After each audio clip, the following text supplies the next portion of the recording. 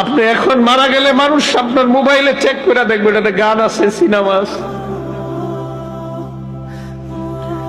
গান cinema mobile থেকে delete করে দেন, তওবা করেন। পৃথিবী সাক্ষী হয়ে যাবে যে এই ছেলেটা মারা গেছে, ওর মোবাইল তো সিনেমা আছে, ওর মোবাইলে নাটক আছে, মানুষ সাক্ষী হয়ে যাবে আপনার গুনাহের।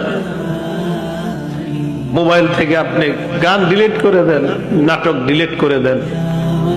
বন্ধুরা চাপ দিয়ে আমারে ফেসবুক খোলাইছিল, আমারে ফেসবুকে ইসলামী লেখালেখি করতাম। কিছুদিন পর বুঝতে পারলাম এখানে সময়ের লেখালেখি যদিও আমি করি, মানসিক যুদ্ধে লিপ্ত হইতে হয় ফেসবুকে। মানুষ পক্ষে লেখে, বিপক্ষে লেখে। পার্মানেন্টলি আমি ডিলিট করে দিছি, আমার কোনো ফেসবুক নাই। আমার জীবন কি চলে না বলেন? চলে, আগের চেয়ে ভালো চলতেছে।